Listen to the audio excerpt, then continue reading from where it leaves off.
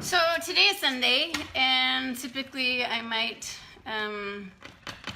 take my Sundays off, but every day is Sunday here, so I don't really have a Sabbath. Every day is Sabbath. Every day is rest day. So today's topic is fear. Don't let fear stand in the way of your dreams, and what I mean by that is don't let fear stand. Because as we stand, we are in one spot. We don't move. And, you know, it's a really interesting thing to me, fear. It covers so many different areas. And so I want to talk about the different ways that fears can get in the way of our dreams in this business. Because this business is a vehicle to our dreams. We can go and do so many different things to make our dreams come true for ourselves and for others that we serve. And, you know, in this model, the things that can stand in our way are the following. So number one, you know, you fear the word no. You fear it because of rejection, you know, the past fears of rejection coming up. You fear the abandonment, you know, when somebody abandons you, they don't believe in what you're doing, and so you feel abandoned, you personally. You fear the sales, right? Sales of pushing people. You fear pushing people. So you fear pushing them in sales. You don't want to be salesy. You fear pushing customers into the loyalty rewards program because you don't see the value quite yet. You fear pushing them from being a customer to maybe a sharer, and then maybe a sharer to a builder, and maybe a builder to a leader. You fear those things. You fear public speaking. So you fear talking to people, and that's why you won't have classes of your own. You're like relying on other people, or you're just too scared to do it yourself. You're afraid of one-on-ones. You're afraid of inviting people because you're afraid of all of the things I just talked about. You're afraid of you know, you're able to present, but you're afraid of that last part of the presentation, which is the enrollment. You're afraid of leading in general. You have a fear of just leading people. So you have these people who are customers, sharers, builders on your team, but you don't feel good enough. You don't feel like who am I to lead these people? So, all of these things combined are going to stop you in this business, and that's why you're not succeeding, because you're standing in your fear. You're not moving in your fear, because mark my words, we all have fear. But the difference between somebody who is succeeding and somebody who's not is somebody is moving through their fear, moving in their fear, moving despite their fear, and you are standing in it. And so let's talk about how to overcome these. So number one is awareness. You know, you have to be aware of your fear. Awareness is powerful. If you are not aware, you're basically just walking around going, I want to succeed. I don't know why it's not succeeding, but I want to succeed. And so, you know, being aware of what you're afraid of. So the easiest way to do it is to go through the 5 and to see which one is stopping you. So the planning, the inviting, the presenting, the enrolling, and the supporting. And then finally, the number 6 one is the leading. And which one are you afraid of the most? Which one is not working for you the most? How many people are you inviting? You know, all of these questions need to be asked. And of course, you know, the next thing that you do for fear after the awareness of it is to do it anyways.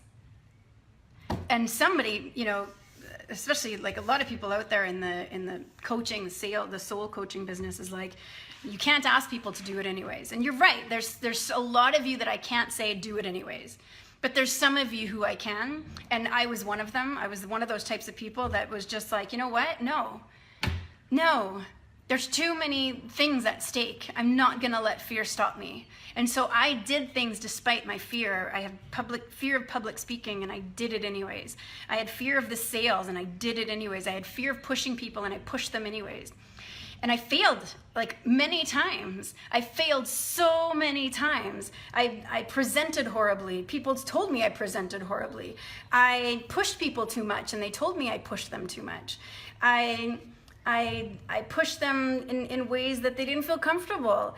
And yet, more often than not, I pushed people because they wanted me to push them. And so yes, there were people that I failed, but every time I failed, I learned. And if you're afraid of failing because you're like, but this person I don't want to fail with. Well, start by setting an intention.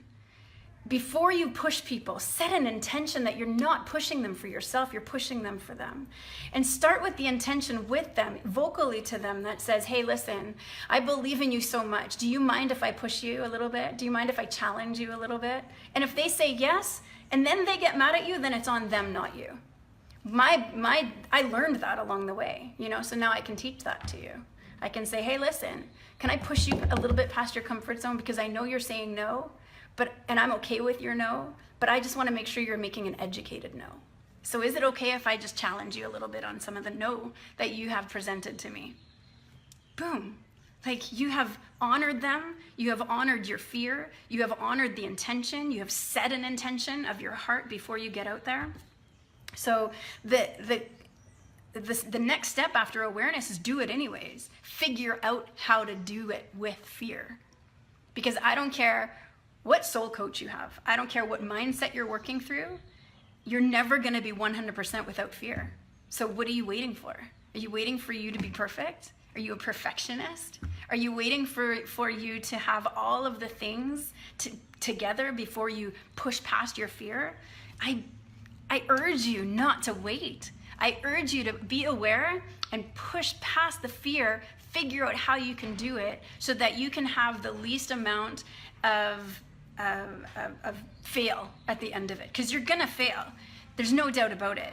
I failed my way to success, put it that way, okay? Every successful person that you will ever see in doTERRA, who you watch their dreams come true, who you watch rise, have failed their way to success. Not just financially. They have failed their way to a better them, a better version of themselves. They have failed their way to more financial health. They failed their way to more physical health. They failed their way towards more emotional and spiritual health. We all do it until we land somewhere that we feel so comfortable in. And then we'll fail again, but the taste of failure doesn't feel so bad when it happens. In the beginning, that taste of failure feels horrible. It's the worst feeling in the world. I know, okay? It's the worst. You feel like, oh my gosh, this sucks. What am I doing? Why am I doing this to myself? But just do it, okay?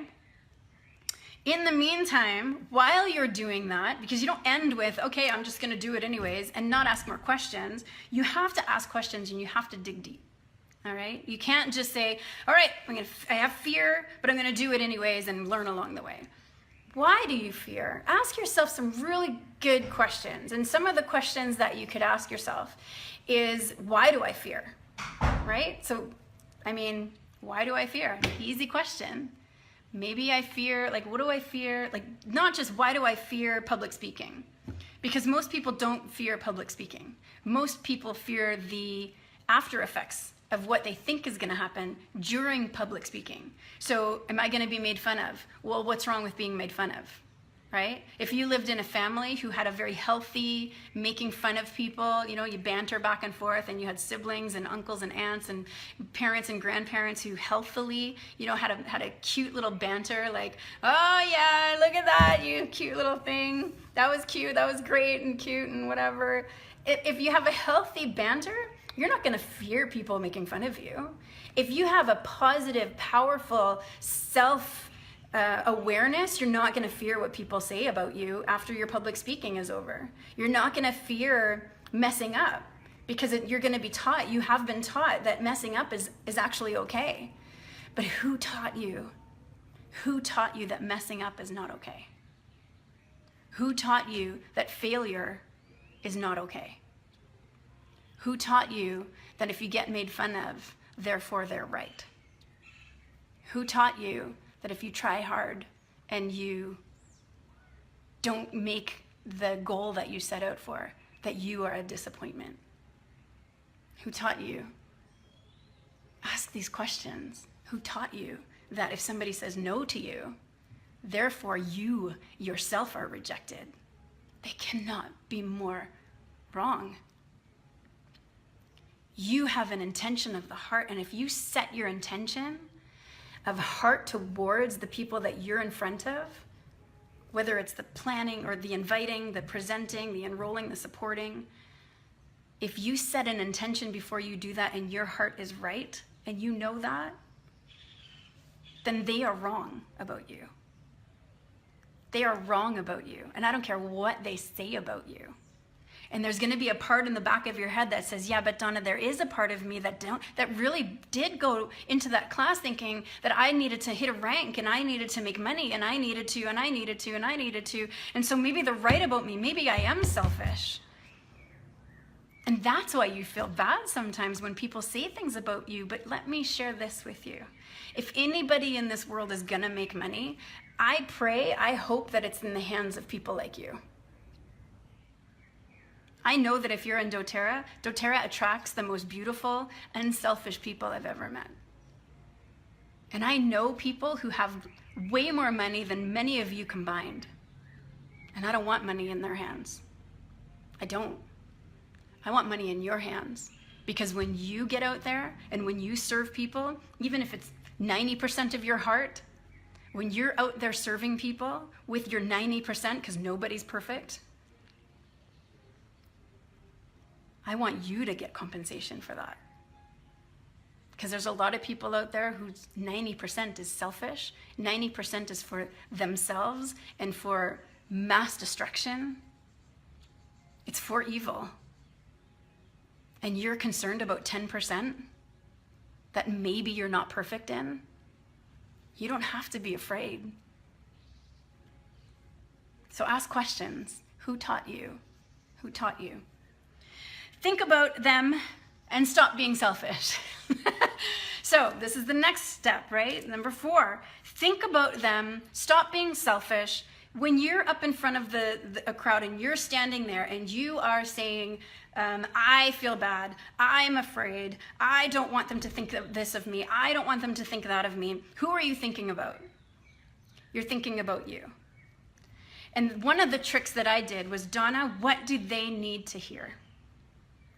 That's everything that I said every time before I got up on stage. And I've spoken in front of over 5,000 people. That was not easy. But I stood there in my power that I knew I had, but I hadn't tapped into. And I said, Donna, you own this stage because you care about them. That's why you're doing this. And I put myself aside and I said, okay, what do they need to hear from me? And most of the times we become afraid before we come and talk to somebody. It's because we're afraid that we're gonna forget things. Well, what if I do a class and I forget what I'm supposed to say? Well, then guess what? If you set an intention beforehand, and I do this every single time, then they're not meant to hear what you forgot. I'm gonna repeat that. If you forget something, you get up there and you don't say what you wanted to say, then they were not meant to hear what you forgot. It wasn't meant for them. So let it go. Let it go. And fear will diminish because you know that everything you say up there was meant for them. It might not have been meant for the other people. Maybe the next class you do, you're gonna say that. It's gonna be meant for them. Maybe the last class you did, you totally messed up. Maybe you were meant to, because if you didn't mess up, then the person sitting there would have felt intimidated by your class and would have said, no, wait, I can't do a class. You're perfect. The more perfect we are, the less builders we attract. The less builders we attract. The more perfect you are, the less builders we attract. Maybe you'll get customers because they'll be so in awe of all of the things that you have to share. But the less builders you will attract. I did that all through the beginning of my business. I had lots of customers because they got what I was saying. I word vomited all over them. And I had so many people say, I can't do this as a business because I'm not like you. It was the worst thing I could ever do was try to be perfect, was try to have it all together during my class. So set your intention. This is not about you. This is not about you looking smart. This is not about you looking perfect. This is not about you looking like you know everything about the oils. Like, oh my gosh, what if they ask me a question and I don't know? Perfect. That's what you want in your classes. You want to say to them, I'm sorry, that's a great question, and I'm gonna get back to you on that. So, what's your email again? So that I can get back to you on that. So think about them. When you're standing in front of them, you're there for them. If you put yourself into that space, you will be less nervous about what you look like because you're so focused on them. The next thing you can do is read or watch something inspiring of those people who were afraid, and did it anyways. Every single day, if you have a fear about something, I want you to wake up at the 6 o'clock club that I keep talking about. So who's gonna join me on the 6 o'clock club, okay? Get up at 6 o'clock every day before everybody else gets up. I don't care if it's 5 a.m. The successful people get up and rise before everybody else and do the thing that people are not willing to do in order to have their dreams come true like most people don't. Join the 6 o'clock club with me, 6 a.m. club, all right? Try to get up and rise before the sun, meditate, journal, do whatever you need to do. Find one TED Talk or one YouTube inspiring video. Just Google inspiring, somebody who got past their fear, you know. Natalie's with me. All right, we're gonna have the 6 o'clock club, you guys. It's gonna be great. And I used to be a night person. I was never a morning person, but I'm doing it anyways. Okay, then you can do, the other thing that you can do, there's lots of exercises you can do. One is the positive negative that you've heard from me. So write down all of the things that you want as though they already occurred, right? So actually, or you can start negative. Let's just start negative. Kathy says, I thought it was supposed to be the 5 a.m. club. It depends on your time zone, okay? I get up around 4:30 a.m. every morning. This morning I got up at 5, so that was a difference, but that's 7 a.m. in your time. So it depends. When I get up, nobody else is up. So the point is, get up before everybody else does. I call it the 6 o'clock club just because it's fun. So positive, negative. Start with the negative if you have. Like, what is it that's stopping you? Name all of the things that you are afraid of, right? So I'm afraid of pushing people. On the other page, you say the exact opposite. As if it's already happening, right? So on the negative page, you got 2 pieces of paper. On the negative, I'm afraid of pushing people. On the positive, you say the opposite. I love pushing people because it helps them get out of their comfort zone. On the negative, you'd say, I'm afraid that they're going to think I'm bossy. On the other page, you say, they look at me as somebody who they need my voice. And if I don't speak out and help them rise out of their comfort zone, they will never rise the way that I know the potential that's within them. On the negative, you can say, I'm so busy, I'm too busy, or like, it doesn't have to be about fear, it could be about anything. And then do you see what I'm saying? So the opposite, and then you burn the negative. You burn it. You can tear it up if you can't burn it, but you get rid of it. And as you're doing it, you say, this no longer owns me. Take it lighter. This no longer owns me. It's erasing, and you do it every single day until you no longer feel it. Okay, so that's another thing. Lisa says, I'm listening to my inspirational talk. Woohoo! And last but not least, you surrender the outcome. The reason why we fear is because we hang on tight to every single outcome that comes our way. You know, we say, okay, I'm going to call this person, or I don't want to call them, I'm going to email, which is the worst thing you can do, you guys. Stop emailing people. Stop doing general posts. Like, personal. You got to send a personal note to each person, or don't expect this business to rise for you, right? Unless you already have 10,000 people asking you how high you jump when you say jump, right? You say jump, they say how high. Unless you have that, you have to reach out personally to people, because people have all sorts of blocks, just like you and I, and they need you. They need your voice, and they need to know that you're thinking of them, and you're not just like, hey everybody, whoever you are, I don't know you, but I care about you. Like, how does that feel compared to, hey, hen, how are you? I noticed on your Facebook that you were really feeling sick, and I hate that I'm standing by watching this when I could have something when I have a tool in my toolbox that I can give to you. Would you be willing to hang out sometime and I can share this with you, right? How much different is that than an email that nobody ever hardly reads anyways? And there's even marketing analysts that have studied the response from an email versus somebody that you talk to personally on text. Text is the second best to phoning. What if you got on the phone and you said that? And you surrendered the fear of the phone call. What am I gonna do? How am I gonna do it? Write a script in front of you. Let it guide you. Get on the phone. Melissa, I wish I had your voice in my ears daily.